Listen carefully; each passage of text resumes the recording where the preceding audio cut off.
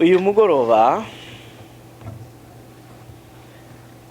ngiye kubabwira mpereye ku nkuru y'umugore wigeze kujya mu kabari aranywa arasinda.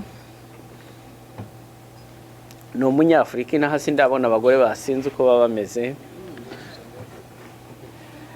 ariko uw'iwacu yaragiye aranywa arasinda yahetse umwana. Muzi ko naho uburenganzira bwahageze, sibyo? Hanyuma ariko baza kumutwara umwana, ntiyamenye igihe bamutwariye. Noneho baramujishura bakuramo umwana, baramujyana, ariko barakomeza bamukenyeza ingobyi, sibyo? Noneho we akagenda akagwa, ariko yagaruka yagira atya yakumva ingobyi ikiriho, sibyo? Agasimbiza akagira ngo umwana aracyarimo. hanyuma aragenda agera iwe, kera kabaye zimushizemo, ayibuka guha umwana ibere. Ati noneho ashaka umwana aramubura, avuza induru ati banyibeye umwana. Noneho abaje kumutabara, noneho we urumva ntabwo yanemeraga ko yigeze gusinda. Yaravugaga ati rwose umwana wanjye bamwibye aka kanya nari mufite. Hanyuma abandi abaje kumutabara, kuko bose bari bamubonye aho yanyuze, rero bamutabara nyine ariko baseka, sibyo? Bose bakamureba ariko bagaseka, bakavuga bati se, bati koko uri sure ko uwo mwana wari umufite? Undaga akarahira nyine byose bishoboka. Finaloma nyine ngo singe wahera baje kugeraho baramurezona, bamushyira imbere ya realite y'amateka ye. Hanyuma amaze kubona ko abantu donc bamubwije ukuri, kubera ko hari ukuri kwe atashakaga ko abandi bazamenya, sibyo? Twese burya hari ukuri kwacu dufite k'ubuzima bwacu, ariko tudashaka ko abandi bantu bamenya, sibyo? Niko kuri usanga ndetse kutugora kumenya niba isengesho dukora rijyana rituyobora mu kuri. Muribuka ko Yezu Kristo avuga ngo igihe Roho Mutagatifu azaza kizatubwira ko yaje azatuyobora mu kuri. Roho Mutagatifu atuyobora mu kuri, kandi ntabwo ari ukuri uko ariko kose. Aravuga ngo c'est la vérité tout entière. Esprit de vérité, esprit de vérité. Iyo abantu kenshi bahuye na Yezu, mu gihe Yezu yabaga ari mu butumwa kiri ku isi, muzi ko hari abantu benshi bahuye nawe, ariko cyane cyane abatashoboye gukiza nabanze kwakira ukuri Yezu yashakaga kubahishurira. Nuko ko Yezu hari igihe dushobora kumushaka gutya, ariko tudashaka no kujya mu kuri, n'est-ce pas? Tudashaka ukuri, tudakunda ukuri. Muri icyo gihe abafarisayi bajyaga baza bakamusanga, murabyibuka? Bakaza bakamwereka ko bakurikiza amategeko ya Musa, batanga icyacumi, bajya muri sabato n'ibindi byinshi. Yezu akabareba akababwira ariko iyo muza kumenya ko atari amategeko akiza umuntu, atari sabato ikiza umuntu yonyine, mwajyaga kumenya ko umugenga wa Sabato ari hano, akaba ari we mwakira muhura nawe. Ariko bo kubera kudaseda, kutemera ko hari igihe twanga kwemera mu buzima bwacu ikindi kintu gishya kije mu mateka yacu, tugatinya ikintu gishya, le nouveau. Ubu tugiye kwinjira mu kintu cyitwa renouveau spirituel. Iyo bavuze ngo renouveau charismatique, qu'est-ce qui est nouveau? Igishya ni iki kiza mu buzima bwawe warusanganywe bwo gusenga, mu buzima bwawe warusanganywe bwo kwemera Imana, mu buzima bwanjye nsanganywe nk'umuntu ufasha abandi kwigisha abandi. Nyamara birahari byinshi cyane, kuko ushobora gusanga hari igihe koko twigeze guhura na Yezu il y a longtemps, n'est-ce pas? Hari igihe twigeze kumenya Imana, twumva Imana iraturyoheye, icyo gihe cyabayeho. Ariko ushobora no gusanga uyu munsi aho tugeze, Yezu icyo gihe twumvaga tumuhetse, sibyo? Ariko kubera ibigeragezo, kubera ibibazo, kubera amagorwa y'ubuzima, isi irazigira ite? Iramudutwara. Noneho ntitwamenye igihe Yezu yagize ate? Yagendeye. Noneho natwe turacyafite quelques signes, quelques symboles zerekana ko twitwa iki? Turabakristo, sibyo? Ariko mu by'ukuri umuntu arareba Yezu Kristo. Uyu uvuze ngo ni umukristo, ntabwo abantu bareba wowe, bareba nde? Bashaka kuri wowe nde? Yezu Kristo. Noneho bashaka Yezu bakagira bate? Bakamubura. Turabyumvikana? Noneho bakajya bavuga bati ariko uyu muntu yasinze cyangwa yaborewe cyangwa ni muzima biti. Aravuga Yezu, ariko Yezu ntawe agize ate? Ntawe afite, ntawe tubona. Nawe ni nk'uwo mubyeyi yababwiraga ati ngiye mfite umwana, kandi umwana ntawe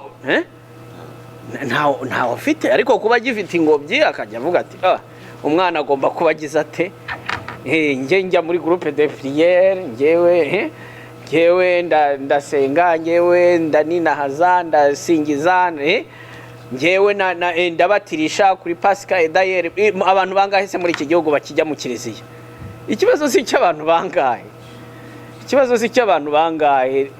Murabizi ko Imana igiye gukiza Sodoma na Gomora yasabye nibura ko yabona abantu bangahe? 5 bonyine. Ese bo 5 hano ihageze muri iyi sare yababona kugira ngo ikize Canada, ikaza gushakamo abantu 5. Twebwe tukavuga ngo twebwe twaje hano, ntabwo dufite igihe cyo gutakaza tujya mu bigirwamana byose aya mahanga apfukamira, cyangwa se byatwaye abantu umutima. Akarorero dufite nuko Imana yatwambukije inyanja itukura, twanyuze mu butayu, tuzi ubuzima icyo ari cyo. None tuzakomeza kwizirika ku mategeko y'Imana no kugendana nayo mu butungane.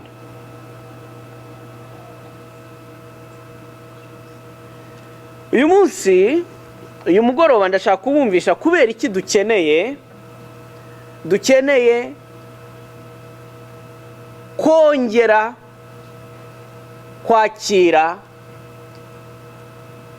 Roho Mutagatifu. Kubera iki dukeneye kongera kwakira imbaraga zivuye mu ijuru? Nuko isi turi mu bwayo iturusha iki? Imbaraga. Narabibonye?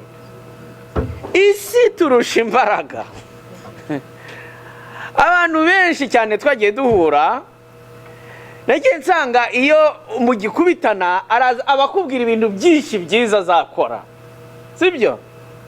Iyo umuntu amuhuriye gutya mu isengesho akumva amagambo avuga, iyo turimo dusingiza tuninahaza turi muri louange, uhita uvuga uti Mana yanjye, ijuru ni hano rigize rite? Riri. isi ikakubwira ngo renga uriya muryango gatoya, usanga nayo iri bien armé, turabyumvikana, ikaguteza ibintu byayo byose yamaze gushyira imbere y'ubuzima bwawe, yarangiza kandi ikagikubwira iti nutabikora ntabwo ubaho. Turabyumvikana. Noneho wagera hariya hanze, wagarukana hano mu nzu, sibyo? Hari hano Roho Mutagatifu wahamagaye, sibyo? Hari na hariya roho w'isi ugize gute, we arihamagara, niwe wowe Roho Mutagatifu twebwe turamuhamagara. Hariya roho w'isi we niwe ugira ute, waraguhamagara kandi aragupropose ibintu byinshi cyane, arafite byinshi byo kuguha. Noneho wasanga wagera aho hantu ugomba kumenya uti nubwo umpamagara ariko mfite uwo nagize nte nahawe, mfite uwo nemeye. Nibyo Pawulo Mutagatifu yavugaga ngo ingabire y'Imana nahawe igize ite, irampagije. Donc igihe Saint Paul avuga ngo ingabire yahawe iramuhagije. Ta grâce me suffit. Ta grâce me suffit. Est-ce que muri mwebwe abicaye hano uyu mugoroba hari uwumva ashobora kuvuga iryo jambo, Seigneur, ta grâce me suffit? Birashoboka.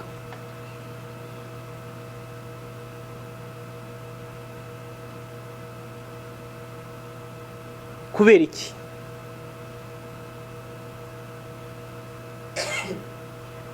Kubera iki tudahagijwe?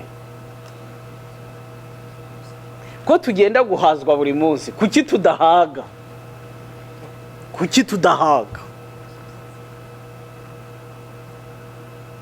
On va communier tous les jours. Est-ce qu'il y a une communion vraiment qui demeure?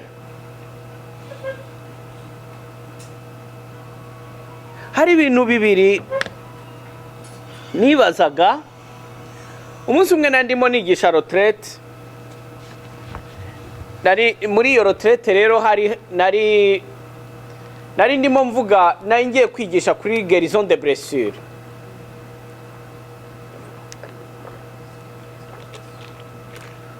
Noneho muri iyo retraite, mbere yayo yo kugira ngo nyitangire, ubwoba buranyica. Ngira ubwoba ntaza ahantu buvuye. Ubwoba buranyica pe. Numva ubwoba bwa bundi buzi imbere muri wowe, ukumva uri déséquilibre. Noneho numva ntangira kumva muri nge harimo bwa bwoba, si ubwoba gusa, ahubwo nkumva haraza agahinda, nkumva haraza agahinda karazamutse mu mutima wanjye, sibyo? Nkumva noneho ngatangira nkumva n'ibitekerezo byinshi binjemo. Icyari gitangaje, nari ndi imbere y'isakramento ndimo gushengerera nsabira retraite, nsengera retraite. Muri ako kanya numva niho numvise ubwoba bumfashe, ntangira kwibaza, ndavuga ngo dayeri ibi bintu nkora nta nubwo nzabishobora. Turabyumvikana? Nkahita mbona esprit mbwira ngo ikintu kinzamo kikambwira ngo erega buriya ntabyo ushoboye, kandi koko nkabona motifu ko ntabishoboye. Noneho kubera ko ndimo mbona ko ntabishoboye, nkabona ko kikinyereka ko ntabishoboye. None ikindi cya kabiri kikaza, icyo ni icya mbere kinyereka ko ntabyo nshoboye, ko nubundi buriye ibya mbere nagiye mbyicuretse ko abantu bihanganaga. Rero nkajya mvuga ntari ko dini nibyo koko.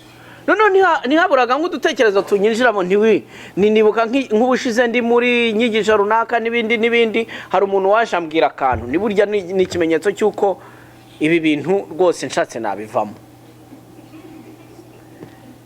Noneho birangije haza ikindi cya kabiri, nkumva ikindi kintu nanone kindimo kikaza kikambwira kiti uzi n'ibindi, uyu munsi groupe isa groupe isa n'ibintu wateguye nta hantu bihuriye. Noneho nsubira mu bintu nateguye, ndongera njya kureba ibintu nateguye, koko mbona ibi bintu ntabwo ntawe byafasha. Nanjye ndabisoma nkumva ntibimfasha. Noneho ndavuga nti koko menya ntawe byafasha. Deja n'inyigisho ya retraite yose iriye vapora, numva nta kintu nsigaranye. Noneho ntangira kugira komba yo kuva aho ngaho ngo nigendere. Ndavuga ariko ubundi ibi bintu, ariko ubundi wa mugani nigeretseho umusara wo kwirirwa ntigisha abantu, ndi padiri. Kundi ibintu ninde wabintumye ko ariyo yayo. Noneho ntangira kubona ibintu byinshi nagombye kuba narakoze mu buzima. Ntangira kubona ibindi bintu byinshi nagombye kuba narakoze mu buzima. Numva ikindi kintu kimbwira kiti urabibona urimo uratigiye. Reba ukuntu abandi bantu bose bakora ubuzima bwabo, bamaze kugera kuri ibi, bamaze none uri François d'Assise, uri ntangira kwibaza ariko nkumva byanyobeye. Ubwo ndaho ngaho mbese ntabwo nakwibaza wenda muvoma nari mfite aho ngaho muri iyo chapelle, ariko niyo ntambara nari nyifite cyane. Noneho bigeze aho mu kanya gato ndamanuka mbwira Nyagasani nti hari ikintu kimwe ngomba kuba mfite ikibazo.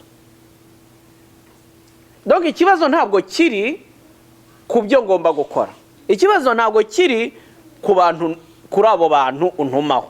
Ikibazo kigomba kuba kiri muri jewe. Nyagasani, sinshaka kuva hano utanyeretse ikibazo mfite. Ntabwo nshaka kuva hano utanyeretse ikibazo mfite.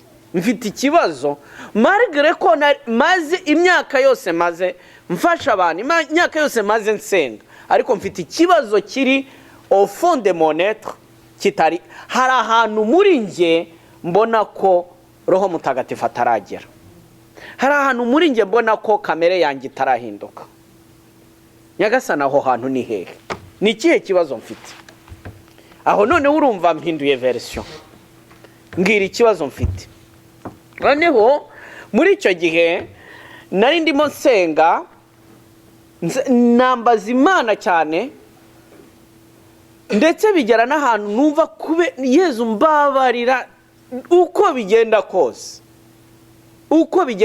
Ubu noneho ndabona ko nari nsanzwe nigisha abandi gushengerera, nari nsanzwe nigisha abandi gusenga, none ndabona ko ni njyewe ugiye gutangira kwiga gusenga. Ni njyewe ukwiriye kuba ndi hano, ndumva ari njye mukene wa nyuma uri hano ugomba kumenya gushengerera. Ngwino ngenderere. Muri icyo gihe nongeye gusaba de nouveau une rencontre personnelle avec Jésus. Atari uko Yezu atanyiyeretse mu bihe byabanje, ariko hari igihe Yezu agomba kukwiyereka mu gihe urimo, bitewe na situation urimo, bitewe n'amateka urimo, kugira ngo wongere wumve ko aho ngaho nyine hageze ububasha bw'Imana. Hari ahantu burya duhamagara ububasha bw'Imana, ariko kumva muri we hari ahantu butagera. Mwarabyumvise rimwe na rimwe. Hari n'igihe urangiza gusenga ugasingiza Imana, ariko ukavuga amagambo meza kuko araza amagambo, sibyo? Iyo twatangiye kumenya gusenga amagambo araza, ariko hari igihe urangiza ukavuga ariko ibintu mvuze ndabyemera kweri. Ntabwo mwebwe murabigira. Ariko ndabivuze koko birahari. Est-ce que je vis ça? Ese mbibaho cyangwa ndabivuze gusa? Nge hari igihe njya ngeraho ngatrambura. Ubwo bukanyica nkavuga nti mbivugiye iki rero? Reka bingaruke. Sinjye wabyivugiye kandi nabivuze abantu bumva. None bigiye kungaruka. Noneho byagera ahantu nkavuga ntese izi ngaruka nemeye ko ibi bintu nemeye ko bishobora no kungaruka. Hari igihe wemera ikintu ariko ntiwemera iki ingaruka zacyo. Mwarabibonye nabyo? None ugashakamo ikiza gusa, sibyo? Abigeze kubaka ingo muri mwe mbere y'igihe cyose umuntu yatekerezaga kubaka, wumvaga ubuzima bwo kubaka ari paradiso. Ugiye usanga uhoberanye n'umusaraba utaruzi uko ungana, urangije uti bya bintu n'ibiki mwakabyara. Ariko nanone ugasanga uwagize ute, wabyemeye, wakoze isezerano, sibyo? Nemeye ko uko bizagenda kose ntarwara nagira gute kugeza si wowe wabyivugiye. Wagera hano utiba wowe ndapfuye we uti ibi bintu nabivugiraga iki, ariko byaragiye. Ariko mutekereze iyo dutangiye nanone burya kuvuga ngo ndi umukristo nduwa Yezu, sibyo? Urabivuga ariko ntabwo uba witeguye ingaruka zabyo. Abantu bakagira ngo ko umukristo ni ibintu byoroheje, ni ibintu byizana. Ariko ntutekereze ko kuba umukristo ni ibintu bizajyana nande. Ahangaha Yezu yageze, nawe uzagira ute? Uzahagera. Turabyumvikana. Mukanya twasingizaga Imana, hari uwavugaga ati Nyagasani umusaraba wawe waduhaye ikuzo, waratubohoye. Ariko uwo musaraba wa Yezu nibyo koko wahawe ikuzo, kandi koko Yezu yawugiyeho. Ariko hari igihe Yezu akubwira ngo nago umusaraba uyu munsi nongera kujyaho ari uwundi wa wundi wi Yerusalemu na hehe. Uwo nje kujyaho ni wa wundi uri mu rugo rwawe, ni wa wundi uri mu bujene bwawe, ni wa wundi uri mu mateka yacu nk'Abanyarwanda n'Abarundi, ibi bikomere byacu, sibyo? Aho abantu bitandukanya. Yezu akavuga ngo ngaho jya mujye hagati, jya mujye hagati. Aho hantu ninde ubona ko afite imbaraga zo kuhagera? Murabibona ko hari ibintu tuvuga twagera hirya, twagera hanze ukavuga ati ibyo ngibyo nyine nta kundi.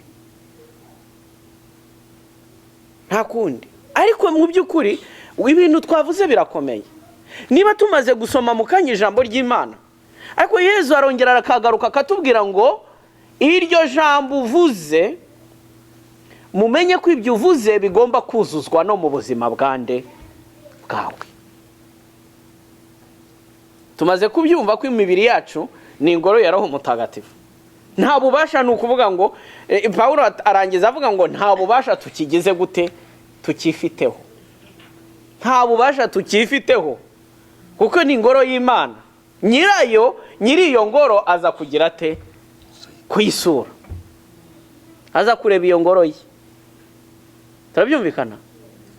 Ariko rimwe na rimwe asanga wafunze, urumva? Cyangwa akasanga yanditseho ngo irakodeshwa, yarakodeshejwe. Sisaruwe uzategereze le propriétaire. Agasanga nta yarazi ko ari iwe, ayahinjira agasanga reka ukamubwira uti urabyumva nawe. Turabyumvikana? Ntabwo ari ibintu byoroshye. Cyangwa agasanga yaragurishijwe. Turabyumvikana? Icyo rero ni ikintu kitwereka ko hari ahantu tugiye gukenera Roho Mutagatifu. Mwumva impamvu dukeneye. Kenshi ngewe nagiye nkurikirana kenshi abantu iyo bari kwakira gusenderezwa, kuronka efizio cyangwa gusaba gerizo.